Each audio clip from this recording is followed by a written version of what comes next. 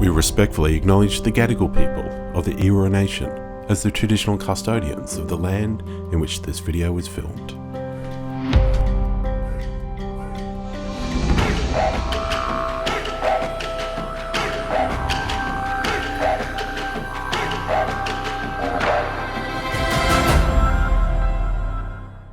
Hi, I'm Crystal Kinsella. I'm a proud Jarwin and Wiradjuri woman, a supply diversity expert and published author.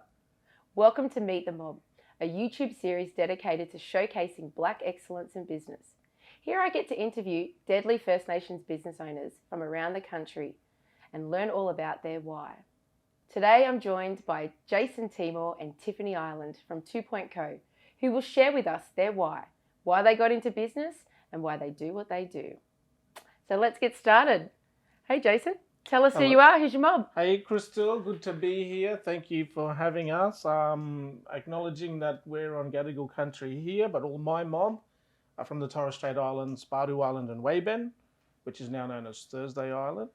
My other side of my family from Vanuatu, my great-grandmother, Nota Falinga Oba, was taken from her island when she was a young girl and brought over to Queensland to cut cane. So makes me an islander no matter which way you look at me, and so proud heritage from both of those areas, and happy to be living on Dharawal speaking country with my mob, my wife and them four kids. So I'm really happy to be here, away from the family for a little while. No, I'm joking, they're a good family. Hey Tiff, who's your mob? Yama, my sister, thank you for having us. My mob are Gamilaroi people from Baraba and Gunnedah in northwestern New South Wales, but I was raised up on Dharawal speaking country down in the Illawarra, and that's where I live today in Thurul, between the mountains and the ocean. It's where I'm raising my two Mias, my daughters. Yeah, thanks for having us. Thanks for being here. Look, I always like to find out straight up front what people's why are, what's driving them, what's getting them out of bed. Jace, let's start with you.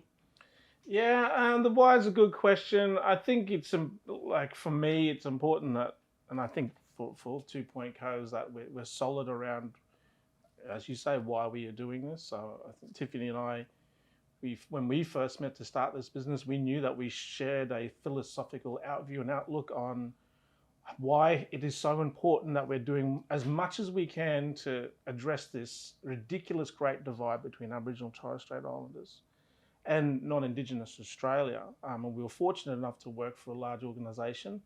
And we understood with our lived experience and understanding how the slow wheels of change in an organisation happens and how we can impact on that.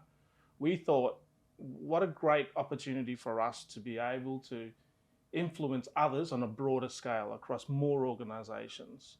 And particularly reaching as reconciliation. Australia described as 7 out of 10 Australians who still don't know what they don't know about blackfellas, and also the real history of exclusion in this country. And so we felt as blackfellas and in business, we have an obligation to meet the challenge of getting people to come with us with that. And that might mean reconciliation action plans, Indigenous employment strategies, the great work Tiff does around research, evaluation, community engagement. All of these things are different arms of how we are trying to, as I say, close this divide that we still have. In 2023, it's ridiculous we're still talking about it today. Yeah. Anything you want to add to that, Tiff? Yeah, I would add as well that coming from big government organisations and corporate organisations, that we wanted to create the kind of workplace that we wish we had when we were in those organisations. They weren't necessarily safe spaces for us. We didn't necessarily have a voice at the table when we should have to have that impact and get those wheels turning. And that's something that we have created for our staff. We implement Indigenous ways of being, doing and knowing in everything that we do, in our decision making, how we engage with our team. And that's something that we're really proud of. That gets me out of bed every day. Most definitely. So let's talk about 2.co. Now, I mean, I've known you both when you worked at Qantas and you were the Deputy CEO at Supply Nation. A lot of people will know you. I mean, I think I sat down with you, Jace, wasn't it, over here at Barangaroo. Yep.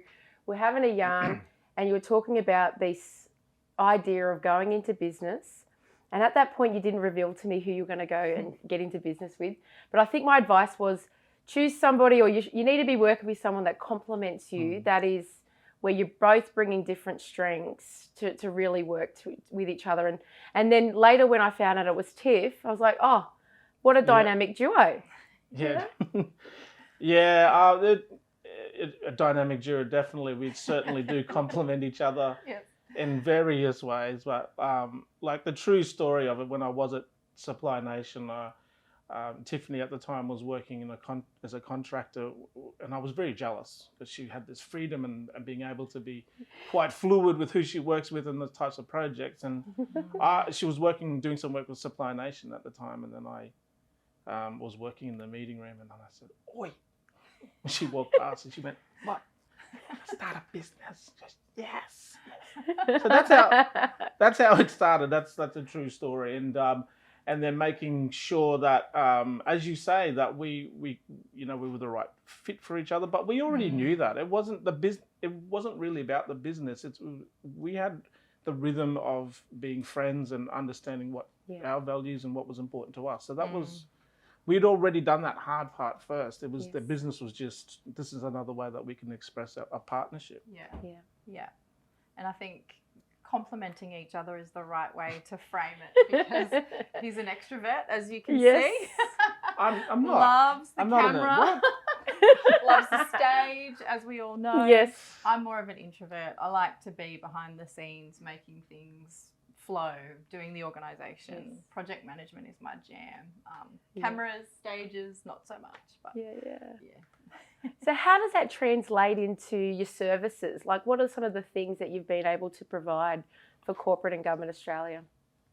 Yeah, I think there's a bit of a mix. I mean, we're coming up to our 5th anniversary, which is, I think, is an incredible achievement. It is for an both of incredible us. achievement. Like 5 years. Yeah, and walking. High five. High five. That's the hashtag. Hashtag High five. Okay. Can we blacken it up? Yeah. As we've evolved, we've sort of understood that, perhaps, where our skills lie the best, that we've had to articulate that. So Tiffanie, and look, it's not just, we're not put in a box, but certainly from Tiffany's end, research evaluation, community engagement, myself around, Indigenous strategy design and economic participation. So it's a bit of hearts and minds on one end, and the other side is, well, let's make sure we're listening to the blackfellow voice in a way that gets, and certainly Tiffany's excellent at this, getting other people to think about different ways to engage with mob. That's probably the most important thing to get the outcome. So we found a really interesting way to split the business in terms of what we're doing as well, and everything in between. Yeah, definitely. So Tiff, I really want to highlight, because as one of your friends, I know how hard you've been working over the last few years on a really extensive research piece. Do you want to talk to us a little bit about that? Yes, it's a huge project. It's been in existence for almost as long as we have been in existence. It was the first thing that Jason and I kind of dreamed up together. We sat down in that first 6 months where you're pounding the pavement, there's not a lot of business coming through and things are quiet. So we sat down and we said, we've got all this time right now. If we could do anything pie in the sky, what would it be? And I said, I'd really love to understand why we're not seeing more blackfellas in C-suite roles, on boards, senior executives in Australian corporations. So we wrote what we called the white paper. It should have been the black paper. The black paper, hindsight. We shopped it around with a couple of universities. UNSW Business School jumped on board straight away and said, yep, we're into this. This would be valuable for AGSM students, but also for corporate Australia, obviously.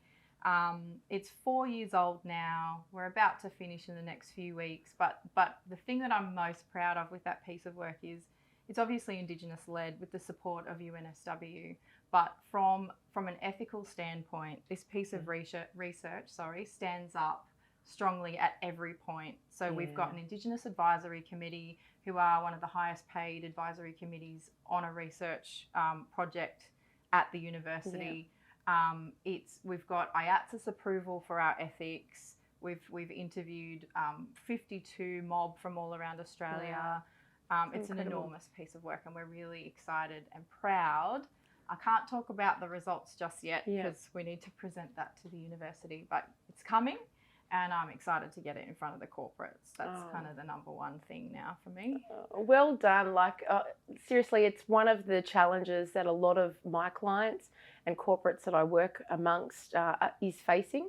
So, look, we can't wait for those results. And just, you know, you're almost there. The finish line is so in sight. Yeah. Jace, I've got a question for you because, you know, some people might think, you know, getting to a deputy CEO role, the CEO role could be in sights, could lead to, you know, greater opportunities across, you know, corporate Australia. But you decide to take a sidestep, some might say, going into business. You know, could you just speak into, you know, what that's been like and what would be your advice to other blackfellas out there who are thinking about, you know, jumping ship, starting a business? Yeah, I think, I mean, there would have been a couple of opportunities inside as you progress after the deputy CEO role, but it's going back to what I had said earlier. The number one compass for me, and I'm sure for Tiffanie and the rest of 2.0, is how do we better empower the lives of Indigenous people? And I don't really care whether it's a CEO role or whatever role it is, whatever avenue you can to make a difference is a good one. And this is just the way that we chose to do this. And it provides us flexibility with our families. It gets us in front of the right people, the decision makers and influencers, and it's up to them to do that. But in terms of advice for people making the leap, it's great to have people like yourself who's always been there for everybody in the sector for advice, and yourself is quite generous, and a range of other people like David Williams and Mayra Sonta, the list goes on. There's a lot of great people, and we're quite fortunate to have a lot of these pioneers, if you like, to help us along the way. But one thing I would say if people are starting to think about their own business is just don't waver from what you believe why you want to do this. So the minute you start doubting yourself or doubting your value, people sort of pick up on that, and people understand what confidence and someone who is true with their aim in terms of their purpose. And that's one thing that we don't compromise on in terms of what we value and why we're doing this. Even when we had no money coming in, that was something that never changed. You never faltered, Because if you start to change that because you have no money coming in, then that doesn't make sense in terms of your value proposition as well. So and our value alignment as well. So we're not scared to say no. This is not about being millionaires, right? We're not scared to say no to organisations that might not have the right ethical alignment with us, or if our team don't feel comfortable working on something, we're not scared to say no. We want to work with people who are in this for the right reasons. They're not out there damaging relationships and communities. And so that it gives us the flexibility and the freedom to do that and choose that as well. Which I think is, very special. It is. So what's the future hold for 2.0? What's your legacy piece? The legacy piece, I think if I'm thinking about what we're leaving behind, and I believe it's about making sure this stuff is normal for others. So someone who, blackfellas are leaving high school or thinking about a career, that running a business or working with the big end of town is the normal thing that we can do, and that we are more than capable, more than competent to bring that to the table in terms of our real selves as well. I mean, that's what Tiff and I have always banked on, is that let's just be real when we're out there. We're in a boardroom or in a CEO, they're not there because of, they haven't invited us in there because they don't know something. We're there because we're blackfellas, and that's what we're bringing to the table, our lived experience as well. So all of this stuff around black business and black excellence to become normal, and hopefully we're making some contribution to that for those others that are coming up as well. Definitely. Yeah. And for me, it's a couple of things, 3 things actually. I'll try and keep it succinct. Obviously, I want my kids to see that their mum can work hard and be present with them. And that, you know, that I can take up space, and it's okay to do that. I want them to come through and do that too, if that's what they want. And the other thing is obviously getting the research out there and influencing inside corporate spaces and making those spaces safer for mob, and seeing more representation at those senior levels. That would be just amazing. And then the other thing for me is to continue to employ Aboriginal and Torres Strait Islander people in our organisation, but then also see them move on to do other amazing things. We've had some incredible talent come through our business, and it's so hard when they leave. But if they're going to their dream job or the next step, which often that's where they're going, we don't have a huge turnover, but that makes me really proud. So being able to provide this safe space for people to come through, learn something, and then take that forward. Most definitely. You're preparing them. So if there was one final kind of key message you would like to give to my audience out there today, what would it be? And you both can take a turn. You want to go first, Jace? Yeah, I don't have any like massive headlines, but just being yourself, you know, being proud of your blackness, where you come from, and bring that to your work. Yeah. There's somebody in our team who remain nameless, but I'll just share it. She said, she said to me, sometimes when I go to these meetings and stuff, I feel like I don't know what I'm doing and I shouldn't be there. And I said to this person, as I said before, you are bringing a uniqueness that nobody has around the table. And that is a different perspective as a First Nations woman that none of these fellas are going to study in university. Yeah. They're not going to get it from an executive leadership course at a fancy training institution. That's what you're there for. And that's the value of us being at the table. Yeah. And then we'll see where the partnership takes us. But don't ever think that you are not worthy to sit around that table. Most definitely. You made me just think of something someone recently told me around we can assimilate into their spaces. They can never assimilate into ours. And that is our unique proposition. Yeah, that's right. Definitely. Wow. She said it much better than I did. and quicker as well. I'm not quoting that person. It was not in those exact words, but yeah. Can we take that again? I'll just say what Crystal said.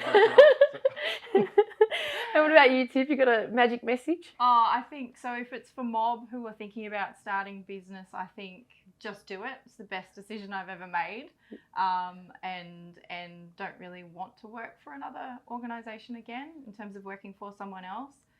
Love the freedom.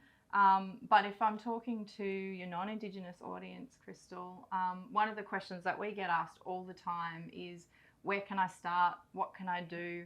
And the simplest thing you can do is to start engaging with our media. There's so much information out there. I know some of your other guests have talked about buying Blak and things like that, but we've got so much incredible media, so much talent. Just do some research. It's all there, there for you. At your fingertips. Yeah. Yep. And one thing I just wanted to add, just on the back of that, when allies say, what can I do to help the movement and the cause? It's like, be brave enough, if you hear something around the office or at a barbecue around blackfellas that you know is not true, just be brave enough to go, come on, that's not true. You're just saying that to get a rise out of people.